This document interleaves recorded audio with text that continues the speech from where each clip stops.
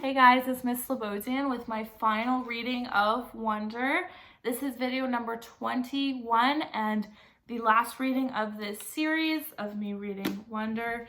I just want to say thank you to those of you who have watched the videos and followed along with me. It's really given me something to do during this time and I've loved it and I hope you have too. This is such a great book. I'm really excited to watch the movie now. But I really hope you've enjoyed following along and, all the important themes and things in this book because this is really such a special book. So I really hope you've enjoyed it. In my last video, Auggie went to his grade 5 graduation, and in this video we are starting off where he is at his graduation. So in the last video I ended off with Mr. Tushman talking about, he started his speech and he was talking about being kind and that kindness really is the most important thing. And if everyone was just a little bit kinder than necessary, the world would be a better place. And I really like that, kinder than necessary. So not to be kind, but to be extra kind and to make a point of being as kind as you can. So it was a really nice speech. I think it maybe was targeted a little bit towards Auggie, but not obviously, and I think it was a very nice speech. So this will be my last reading. We don't have very much left. I would say only a few more chapters. So yeah, let's get into it. This chapter is called Awards and it is on page 302. I liked Mr. Tushman's speech, but I have to admit, I kind of zoned out during some of the other speeches. I tuned in again when Miss Rubin started reading off the names of the kids who had made the high honor roll because we were supposed to stand up when our names were called. So I waited and listened for my name as she went down the list alphabetically. Reed Kingsley, Maya Makovich, August Pullman. I stood up. Then when she finished reading off the names, she asked us all to face the audience and take a bow, and everyone applauded. I had no idea where in the huge crowd my parents might be sitting. All I could see were the flashes of light from people taking photos and parents waving at their kids. I pictured Mom waving at me from somewhere, even though I couldn't see her. Then Mr. Tushman came back to the podium to present the medals for academic excellence. And Jack was right. Xmina Chin won the gold medal for overall academic excellence in 5th grade. Charlotte won the silver. Charlotte also won a gold medal for music. Amos won the medal for overall excellence in sports, which I was really happy about because ever since the nature retreat, I considered Amos to be like one of my best friends in school. But I was really, really, really thrilled when Mr. Tushman called out Summer's name for the gold medal in creative writing. I saw Summer put her hand over her mouth when her name was called. And then she walked up onto the stage. I yelled, "Woohoo, Summer!" as loud as I could, though I don't think she heard me. After the last name was called, all the kids who had just won awards stood next to each other on stage. And Mr. Tushman said to the audience, "Ladies and gentlemen, I am very honored to present to you this year's Beecher Prep School Scholastic Achievers. Congratulations to all of you." I applauded as the kids on stage bowed. I was so happy for Summer. "The final award this morning," said Mr. Tushman, after the kids on stage had returned to their seats, "is the Henry Ward Beecher Medal of Honor to honor students who have been noble or exemplary in certain areas throughout the school year. Typically, this medal is a way of acknowledging volunteerism or service to our school. I immediately figured Charlotte would get this medal because she organized a coat drive this year, so I kind of zoned out a bit. I looked at my watch, 10:56. I was getting hungry for lunch already. While reading up on the Henry Beecher Award," said Mr. Tushman, "I came upon a passage that he wrote that seemed particularly consistent with the themes I touched on earlier, themes I've been talking about all year long. Not just the nature of kindness, but the nature of one's kindness, the power of one's friendship, the test of one's character, the strength of one's courage." And here the weirdest thing happened. Mr. Tushman's voice cracked a bit, like he got all choked up. He actually cleared his throat and took a big sip of water. I started paying attention for real now to what he was saying. The strength of one's courage, he repeated quietly, nodding and smiling. He held up his right hand like he was counting off. Courage, kindness, friendship, character. These are all the qualities that define us as human beings and propel us, on occasion, to greatness. And this is what the Henry Ward Beecher Medal is about. Recognizing greatness. But how do we do that? How do we measure something like greatness? Again, there's no yardstick for that kind of thing. How do we even define it? Well, Beecher actually had an answer for that. He put his reading glasses on again, leafed through a book, and started to read. Greatness, wrote Beecher, lies not in being strong, but in the right of using his strength. He is the greatest whose strength carries up the most hearts. And again, out of the blue, he got all choked up. He put his 2 index fingers over his mouth for a second before continuing. He is the greatest, he finally continued, whose strength carries up the most hearts, but by the attraction of his own.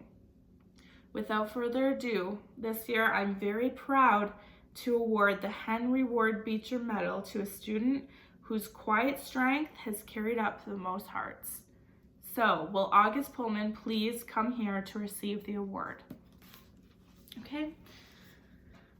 That was a nice chapter. Okay, next chapter is called Floating, and it is on page 305. People started applauding before Mr. Tushman's words actually registered in my brain. I heard Maya, who was next to me, give a little happy scream when she heard my name, and Miles, who was on the other side of me, patted my back. "Stand up, get up," said all the kids around me, and I felt lots of hands pushing me up out of my seat, guiding me to the edge of the row, patting my back, high-fiving me. "Way to go, Auggie. Nice going, Auggie." I even started hearing my name being chanted. "Auggie, Auggie, Auggie." I looked back and saw Jack leading the chant, fist in the air, smiling and signaling for me to keep going, and Amos shouting through his hands, "Woohoo, little dude!" Then I saw Summer smiling as I walked past her row, and when she saw me look at her, she gave me a secret thumbs up and mouthed silent, "cool beans" to me. I laughed and shook my head, like I couldn't believe it. I really couldn't believe it. I think I was smiling. Maybe I was beaming. I don't know. As I walked to the aisle toward the stage, all I saw was a blur of happy, bright faces looking at me, and hands clapping for me, and I heard people yelling things at me, like, "You deserve it, Auggie! Good for you, Auggie!" I saw all my teachers in the aisle seats, Mr. Brown and Miss Petosa, and Mr. Roach and Miss A, and Nurse Molly, and all the others, and they were cheering for me, woohooing and whistling. I felt like I was floating. It was so weird, like a sun was shining full force on my face and the wind was blowing. As I got closer to the stage, I saw Miss Rubin waving at me in the front row. And then next to her was Miss G, who was crying hysterically, a happy crying, smiling and clapping the whole time. As I walked up the steps to the stage, the most amazing thing happened. Everyone started standing up. Not just the front rows, but the whole audience suddenly got up on their feet, whooping, hollering, clapping like crazy. It was a standing ovation for me. I walked across the stage to Mr. Tushman, who shook my hand with both of his hands and whispered in my ear, "Well done, Auggie." Then he placed the gold medal around my head, just like they do in the Olympics, and had me turn to face the audience. It felt like I was watching myself in a movie, almost like I was someone else. It was like that scene in Star Wars Episode 6, A New Hope, when Luke Skywalker, Han Solo, and Chewbacca are being applauded for destroying the Death Star. I could almost hear the Star Wars theme music playing in my head as I stood on the stage. I wasn't even sure why I was getting this medal, really. No, that's not true. I know why. It's like people you see sometimes, and you can't imagine what it would be like to be that person, whether it's someone in a wheelchair or someone who can't talk. Only I know I'm that person to other people, maybe to every single person in the whole auditorium. To me, though, I'm just me, an ordinary kid. But hey, if they want to give me a medal for being me, that's okay. I'll take it. I didn't destroy Death Star or anything like that, but I did get through 5th grade. And that's not easy, even if you're not me. The next chapter is called Pictures on page 307. Afterward, there was a reception for the 5th and 6th graders under a huge white tent in the back of the school. All the kids found their parents, and I didn't mind at all when Mom and Dad hugged me like crazy, or when Via wrapped her arms around me and swung me left and right about 20 times. Then Papa and Tata hugged me, and Aunt Kate and Uncle Poe and Uncle Ben. Everyone was teary-eyed and wet-cheeked, but Miranda was the funniest. She was crying more than anyone, and she squeezed me so tight that Via had to practically pry her off me, which made them both laugh. Everyone started taking pictures of me and pulling out their flips, and then Dad got me, Summer, and Jack together for a group shot. We put our arms around each other's shoulders, and for the first time I can remember, I wasn't even thinking about my face. I was just smiling, a big, fat, happy smile for all the different cameras clicking away at me. Flash, flash, click, click. Smiling away as Jack's parents and Summer's mom started clicking. Then Reed and Maya came over. Flash, flash, click, click. And then Charlotte came over and asked if she could take a picture with us. And we were like, sure, of course. And then Charlotte's parents were snapping away at our little group along with everyone else. And the next thing I knew, the 2 Maxes had come over, and Henry and Miles and Savannah, and Amos came over, and Xmina, and we were all in this big tight huddle as the parents clicked away like we were on the red carpet somewhere.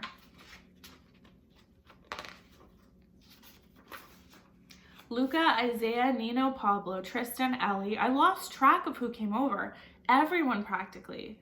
All I knew for sure was that we were all laughing and squeezing in a tight group together, and no one seemed to care if my face was next to theirs or not. In fact, and I don't mean to brag here, but I kind of felt like everyone wanted to get close to me. Okay, next chapter is called The Walk Home on page 309. We walked to our house for cake and ice cream after the reception. Jack and his parents and his little brother Jamie, Summer and her mother, Uncle Poe and Aunt Kate, Uncle Ben, Tata and Papa, Justin and Via and Miranda, Mom and Dad. It was one of those great June days when the sky is completely blue and the sun is shining, but isn't so hot that you wish you were on the beach somewhere. It was just the perfect day. Everyone was happy. I still felt like I was floating, the Star Wars hero music in my head. I walked with Summer and Jack, and we just couldn't stop cracking up. Everything made us laugh. We were in that giggly kind of mood where all someone has to do is look at you and you start laughing. I heard Dad's voice ahead of me and looked up. He was telling everyone a funny story as they walked down Amesfort Avenue. The grown-ups were all laughing too. It was like Mom always said, Dad could be a comedian.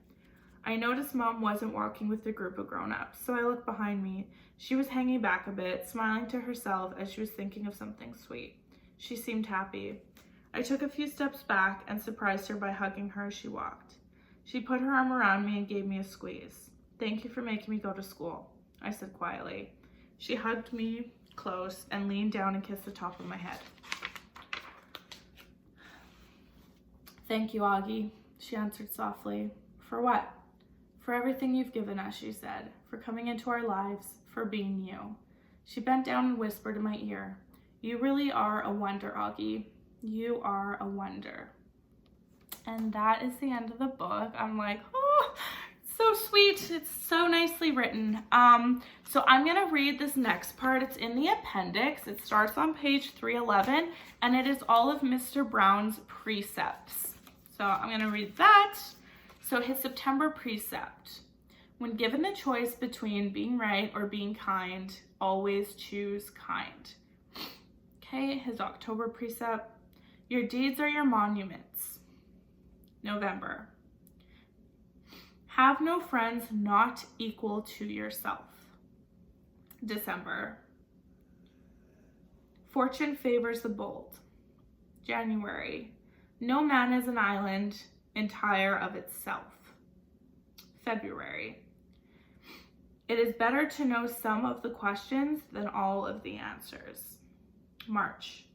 Kind words do not cost much, yet they accomplish much. We didn't get all these ones in the book, so that's why I'm reading them now. April. What is beautiful is good, and who is good will soon be beautiful. I think these all a little bit apply to Auggie too. May. Do all the good you can, be all the means you can. Do all the good you can by all the means you can, in all the ways you can, in all the places you can, at all the times you can, to all the people you can, as long as you ever can. June. Just follow the day and reach for the sun. Okay, so those were all of Mr. Brown's precepts. So that was Auggie's ELA teacher. And now these are the students' precepts I'm gonna read. So postcard precepts, they're the ones that they wrote over the summer. So Charlotte Cody's precept, it's not enough to be friendly, you have to be a friend. Reed Kingsley's precept, save the oceans, save the world. Tristan's precept, if you really want something in life, you have to work for it. Now quiet, they're about to announce the lottery numbers. Homer Simpson. Savannah's precept, flowers are great, but love is better. Justin Bieber. Henry's precept, don't be friends with jerks. I wonder if he's talking about someone in particular. Maya's precept, all you need is love. The Beatles. Amos' precept, don't try too hard to be cool. It always shows, and that's uncool. Exmina's precept, to thine own self be true. By Hamlet, by Shakespeare from Hamlet. Julian's precept, sometimes it's good to start over. Maybe that's why he's going to another school. Summer's precept, if you can get through middle school without hurting anyone's feelings, that's really cool beans. Jack Will's precept, keep calm and carry on. Some sing from World War II. And August Pullman's precept, everyone in the world should get a standing ovation at least once in their life, because we overcometh the world. Okay, so that is done, guys. I am finally done reading Wonder. It was such a beautiful, beautiful book with some great themes, great characters, great stories in it. I'm so happy that you guys read it along with me. Thank you so much for watching my videos. It really gave me more motivation to keep doing it, so that's really awesome. I hope you enjoyed it. I really did. It's one of my favorite books. I can safely say that now. It had a great ending and I just loved it so much. So I hope you enjoyed it too. I'm really excited to watch the movie and see if it lives up to the book. Usually the movie doesn't for me, but we'll see. I know there's some really good actors in it, so we'll see. But thank you so much for watching. I may do another one. I'm not too sure yet, but thank you so much for watching. I hope that, you know, watching this has done a little bit for you in quarantine and all of that. So please stay safe, stay healthy. Thank you again for watching. I will leave it with a quote from the book. When given the choice between being right and being kind, always choose kind.